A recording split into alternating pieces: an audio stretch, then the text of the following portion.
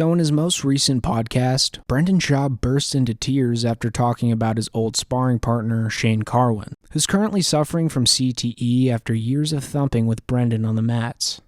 Give me a break. But before the tears began to flow, Schaub gives us a little context behind his brutal sparring regimen with Carwin, mentioning that multiple times per week, him and Carwin would engage in all-out wars. It's like we had some wars, and Shane recently came out. Carwin, who was like a brother to me, and Shane's struggling, man. That's my main training partner. We'd spar twice a week, sometimes 3 times a week, like all-out wars. And according to Schaub, their sparring practices were so brutal that they'd often knock each other out, noting that he was knocked out by Carwin before some of his biggest UFC fights. Well, he knocked me out in training right before I fought Ben Rothwell. He knocked me out. So I'd be like, oh, I don't have a chin. No, you don't know the story. I got knocked out 4 days before that by Shane Carwin. When I fought Nogueira, he knocked me out in that camp. We used to laugh because we'd get in our car and we wouldn't know how to get home. Schaub also talked about this brutal training in an older podcast he did with Joe Rogan, where he explains that him and Shane would take pride in their meathead mentality. I remember I thought it was cool when they'd go 30 seconds left and the whole gym would turn and watch me and Shane Carwin plant our feet and just slug each other in the head. And we'd get done like high five. Then I'd get in my car and throw up. Jeez. And Shane would call me and go, dude, I forgot where I was going. What? And at the time we were like, God, see you tomorrow? See you tomorrow. Meathead power. Wow. It's like, then we get in our cars and do it again the next day. Damn. Schaub then begins to tear up, mentioning how Shane Carwin, who was once a full-time engineer, is now barely able to hold down a steady job because of the side effects of CTE. He can't even keep a job, dude. It's that bad right now? Yeah. He went from being a engineer to he can't be a bouncer at a fucking bar. And then he really breaks down while reading Shane Carwin's part in the UFC antitrust lawsuit, which involves a group of fighters who have declared that they're suffering from CTE after fighting in the UFC. Here, stay there. Go up. Ready for this? Despite having a degree in engineering from Colorado School of Mines, I've been unable to maintain adequate focus to hold down my engineering job. I face serious challenging, meaning basic. Damn. Former world champ. I face serious challenges in meeting basic everyday expenses for food, shelter.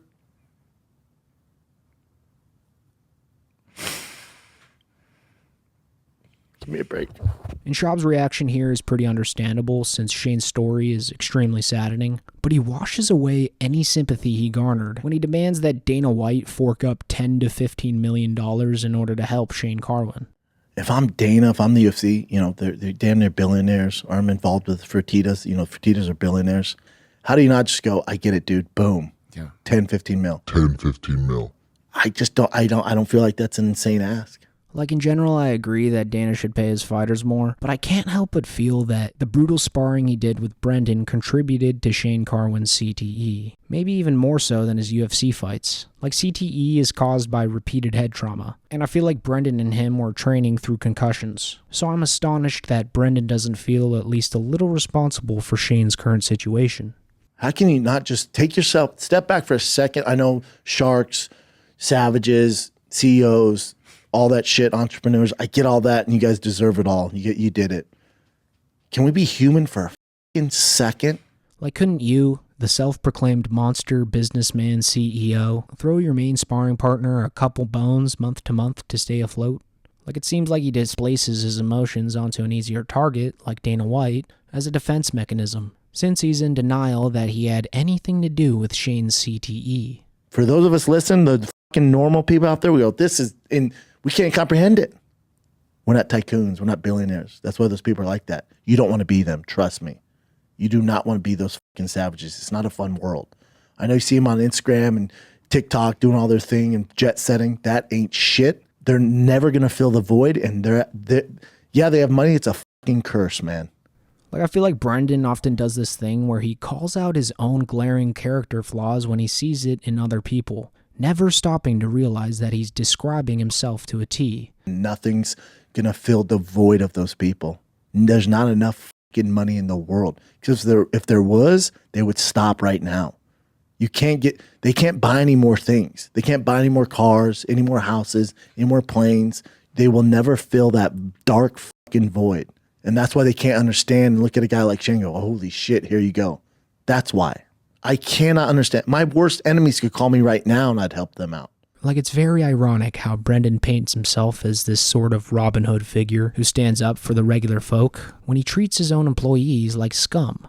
Let's not forget when he neck cranked his 40-year-old producer, Chin, nearly breaking his neck. And when Chin showed up to work the next week in a neck brace, Brendan refused to believe that he had any part in putting Chin into that brace. Look at you. See people eating what? Holy Chin, you don't need this, dude. I do need it. He says he does need it. I love that you're doing Does that. it help, Chin? Yeah, I think it's actually helping a little bit. Yeah. Does it raises your neck up? Poor guy. It actually pushes your head up. So Yeah. it pulls. It's called traction. Now, Chin, what doctor recommended this severe neck brace for Not your the back? doctors. It's people that say that you should try this before surgery. So Oh, I'm the doing doctor that. didn't. Oh, so the internet told you to do this. Yeah, and I hell trust yeah. the internet way more than the doctors. Doctors want me to do surgery so bad. Like, Chin, if you're watching this right now, I want you to know that you missed the biggest opportunity of your lifetime. You should have sued Bapa for everything he's worth, but you didn't. And now you're forced to sit there as you're being paid pennies to clean Brendan's nicotine pouches off the floor and edit out his derogatory slurs. Interesting. No, not a fan. I like my Toll I like House it.